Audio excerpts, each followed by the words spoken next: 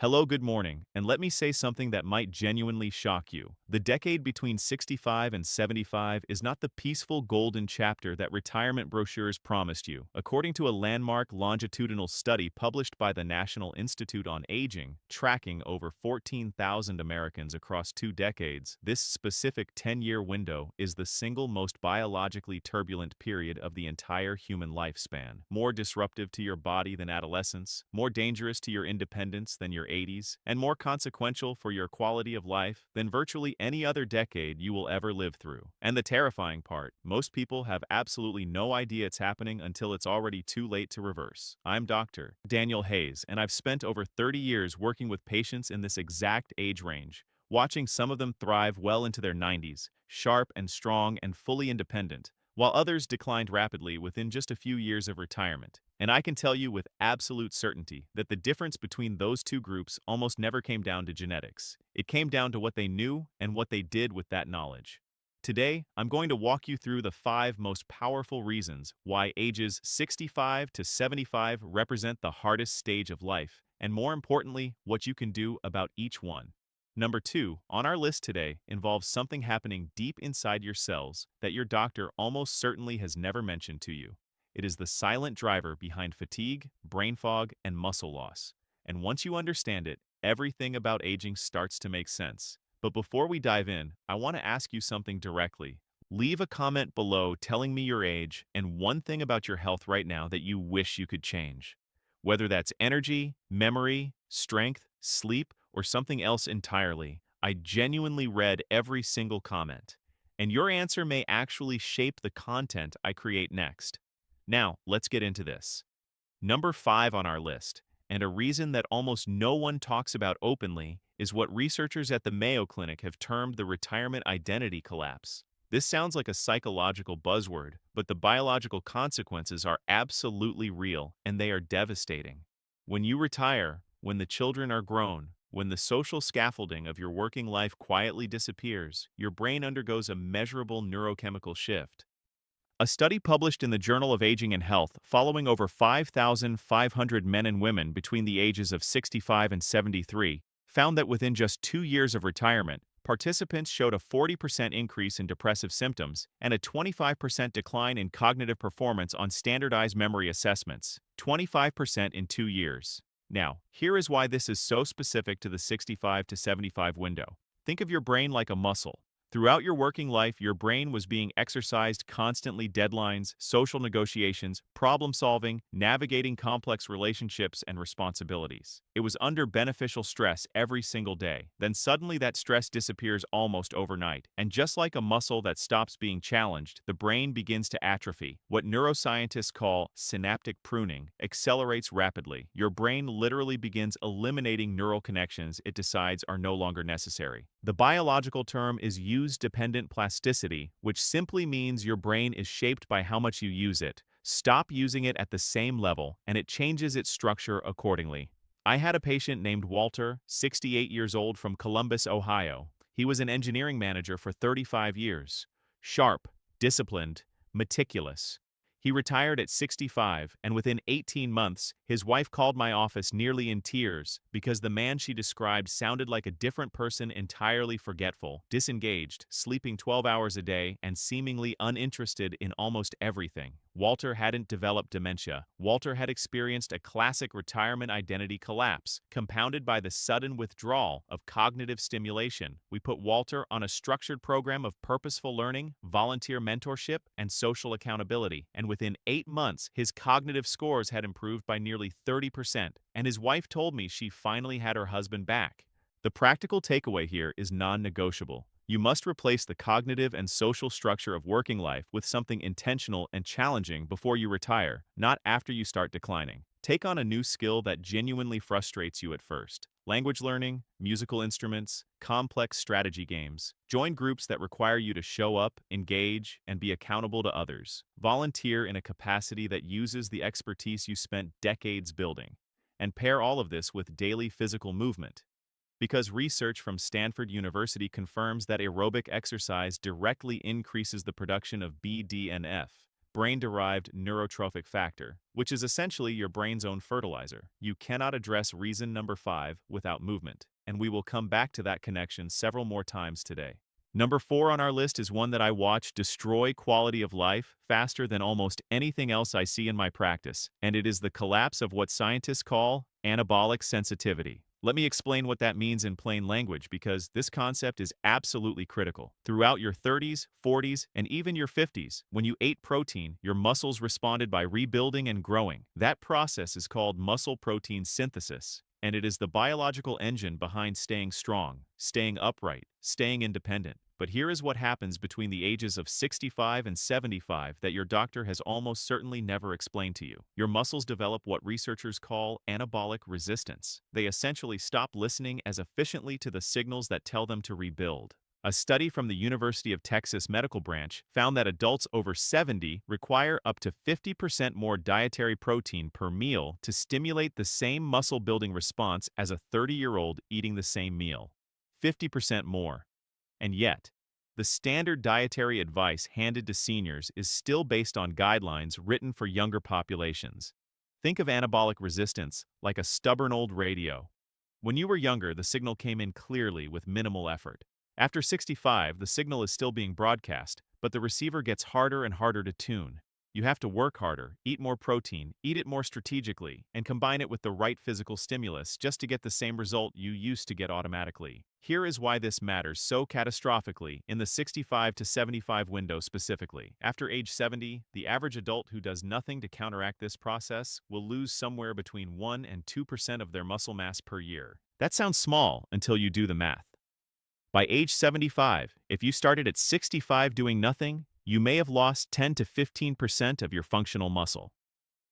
That is the difference between living independently and needing assistance with basic activities. It is the difference between being able to get up off the floor after a fall and being unable to. The medical term for severe muscle loss is sarcopenia, and a landmark review in the journal Nutrients found that it affects up to 29% of community-dwelling adults over 70 and is directly associated with a nearly threefold increase in fall risk. My patient Margaret, 71, from Savannah, Georgia, came to me after her third fall in 2 years. She had been eating what she thought was a healthy diet, but when we analyzed her protein intake, she was consuming about 45 grams of protein per day, roughly half of what research now suggests is optimal for someone her age and activity level. We restructured her nutrition to include at least 30 to 35 grams of high-quality protein per meal timed strategically after resistance exercise and added leucine-rich sources like eggs, fish, and Greek yogurt specifically because leucine is the amino acid that acts as the direct trigger for muscle protein synthesis. Within 6 months, Margaret had lost 11 pounds of fat, gained measurable lean muscle mass, and had not fallen once. She told me at her last visit that she carried her own groceries from the car for the first time in 3 years. The synergy tip here is essential. Protein alone is not enough after 65. You need to pair your protein intake with resistance exercise within a 2-hour window to overcome anabolic resistance. Research from McMaster University confirms that the combination of resistance training plus adequate leucine-rich protein produces dramatically superior muscle retention outcomes in older adults compared to either strategy alone. The scientific references for all of these studies are linked in the description below. Number 3 on our list is something that I genuinely believe is the most underappreciated health crisis in the entire senior population. And it has a name that sounds almost too simple for how serious it actually is. It is chronic low-grade inflammation, and researchers at Harvard Medical School have given it a term that perfectly captures what it does. They call it inflammaging. The idea is precisely what it sounds like. A slow, silent, smoldering fire of inflammation that accelerates the aging process at the cellular level, and it reaches a critical tipping point somewhere in the 65 to 75 window that makes this decade uniquely dangerous. Here is what is actually happening inside your body. Your immune system, which was brilliantly designed to fire up when you are fighting an infection and then calm back down, begins to lose its off switch as you age. Inflammatory signals called cytokines. Think of them as alarm bells. Your immune system rings when it senses a threat begin to fire at low levels almost continuously. A study published in Nature Medicine tracking inflammatory biomarkers in over 44,000 participants across multiple decades found that chronic elevation of a key inflammatory marker called interleukin-6 was associated with a 63% higher risk of cardiovascular disease, a 42% higher risk of cognitive decline, and a 38% acceleration in overall biological aging. This is not background noise. This is the engine driving virtually every major disease of aging: Alzheimer's, heart disease, type 2 diabetes, osteoporosis, and cancer. And this is where the 65 to 75 window becomes particularly treacherous. Before 65, many people have enough metabolic reserve and cellular repair capacity to buffer the damage from inflammaging. After 75, the damage has often already accumulated to the point where management becomes the realistic goal rather than reversal. But between 65 and 75, you are in the window where intervention is most powerful and most capable of producing genuine biological reversal. This is the window where you can actually move the needle. The anti-inflammatory dietary pattern most robustly supported by research is built around omega-3 fatty acids, polyphenol-rich foods, and the deliberate reduction of ultra-processed foods. Research from the University of California, San Diego found that seniors who adopted a Mediterranean-style eating pattern showed measurable reductions in interleukin-6 levels within just 12 weeks, along with improvements in cognitive test scores and subjective energy levels. Fatty fish like salmon and mackerel, extra virgin olive oil, berries, leafy greens, walnuts, and turmeric. These are not wellness trends. They are molecularly active interventions with documented anti-inflammatory mechanisms. The synergy tip for fighting inflammaging is this: pair your anti-inflammatory diet with consistent moderate-intensity aerobic exercise and prioritize sleep. Research from the University of Birmingham found that regular moderate exercise directly suppresses the overactive cytokine production that drives inflammaging, acting almost like a volume dial that turns down the alarm bells. And sleep is when your glymphatic system, your brain's own waste removal drainage network, runs its nightly cleaning cycle. Interrupting that cycle, as chronic poor sleep does, allows inflammatory debris to accumulate in brain tissue and is now considered one of the strongest modifiable risk factors for Alzheimer's disease. Now right here, I want to pause for a moment and ask something of you. If this information is genuinely changing the way you think about your health right now, please hit that subscribe button and give this video a like. I upload new content every single week specifically designed for people in the 60 to 80 age range, evidence-based and practical, because you deserve information that actually treats you as the intelligent adult you are. Hit subscribe so you never miss it. Now, let's continue. Number 2 on our list is the one I promised you early in this video: the silent crisis happening inside your cells that almost no physician ever discusses with their aging patients. And it may be the single most important concept in all of biology when it comes to understanding why the 65 to 75 window is so uniquely difficult. It is the collapse of mitochondrial function. Your mitochondria are the energy-generating organelles inside virtually every cell in your body. Think of them like tiny power plants. They take in oxygen and nutrients and convert them into the cellular fuel that powers every single biological process you have, from contracting a muscle to firing a neuron to repairing damaged DNA. A young, healthy person has dense, efficient, well-worked mitochondria that produce energy abundantly and clean up their own waste products through a process called MPG, essentially cellular housekeeping. But between the ages of 65 and 75, mitochondrial function typically undergoes what researchers at the Buck Institute for Research on Aging describe as a functional cliff, a period of accelerated decline that is qualitatively different from the gradual decline of earlier decades. A study published in Cell Metabolism found that adults between 65 and 75 showed up to a 35% reduction in mitochondrial oxidative capacity, meaning their cellular power plants were running at roughly 65% of optimal efficiency. And here is the cascade that this creates. When mitochondria produce energy inefficiently, they also produce more toxic byproducts called reactive oxygen species. Think of these as the exhaust fumes from a poorly tuned engine. Those reactive oxygen species damage DNA, accelerate cellular aging, fuel the inflammaging process we discussed, and impair the brain's ability to form and consolidate memories. The fatigue that so many people in their late 60s describe, that deep cellular tiredness that no amount of sleep seems to fix, is very often mitochondrial dysfunction expressing itself. This is precisely why this decade matters so much. Mitochondria retain extraordinary plasticity. their ability to respond and adapt throughout the 65 to 75 window. But after 80, that plasticity diminishes significantly, and the window for meaningful mitochondrial restoration becomes much narrower. You have a genuine biological opportunity right now that you will not have indefinitely. The most powerfully evidence-based strategy for mitochondrial restoration in older adults combines three elements. First, high-intensity interval training, short bursts of intense effort followed by recovery periods. A landmark study from the Mayo Clinic found that HIIT produced a 49% increase in mitochondrial capacity in adults over 65, dramatically outperforming continuous moderate exercise. Second, time-restricted eating, confining your eating to an 8 to 10-hour window each day, has been shown by researchers at the Salk-Q Institute to activate autophagy, the cellular cleaning process that removes damaged mitochondrial components and allows fresh, efficient ones to grow in their place.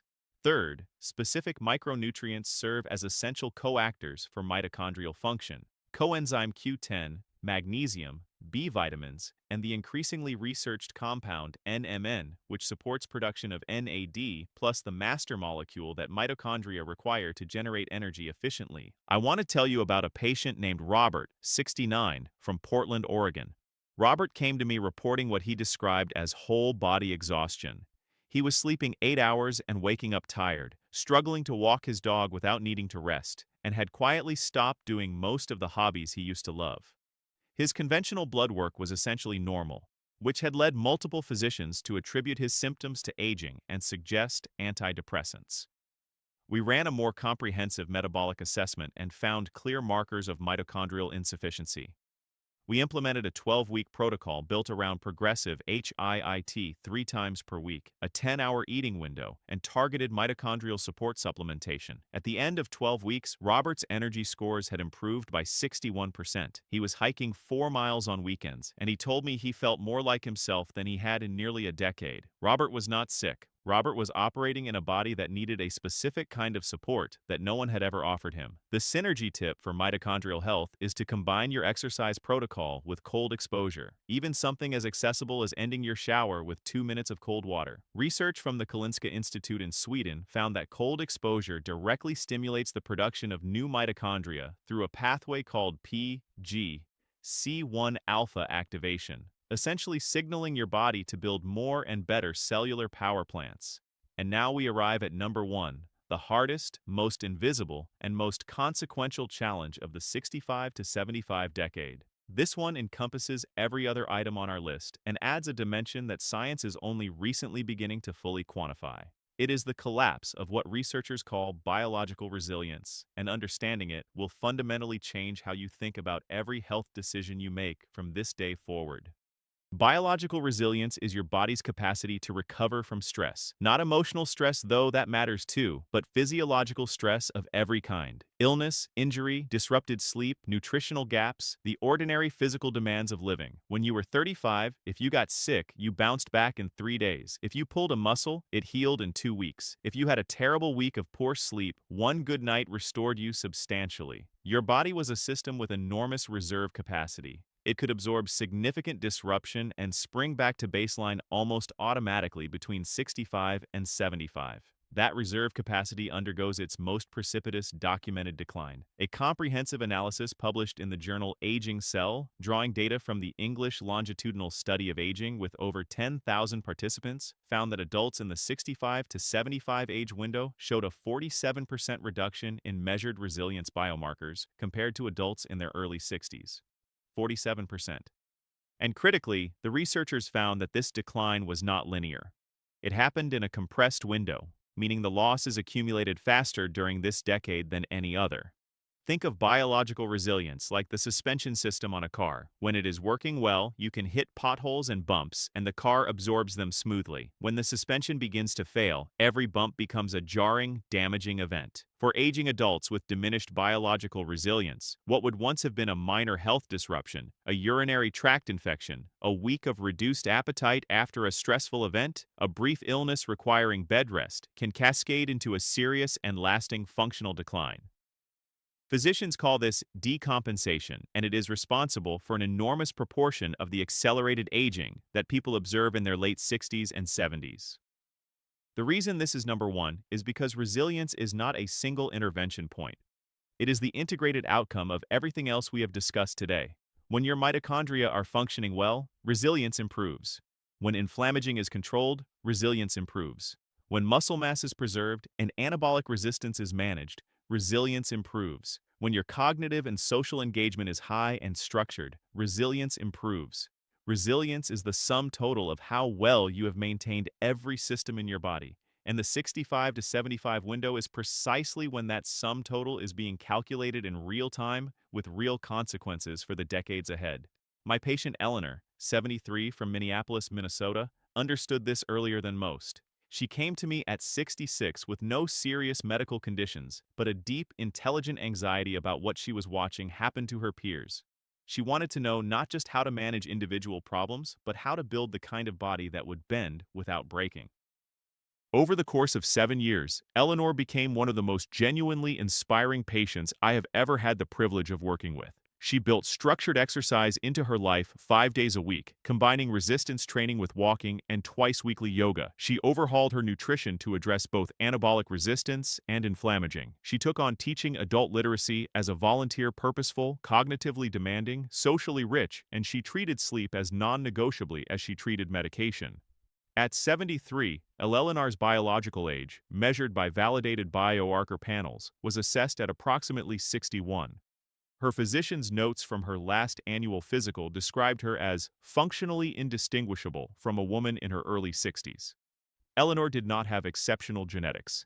Eleanor had exceptional knowledge, and she acted on it early enough to matter.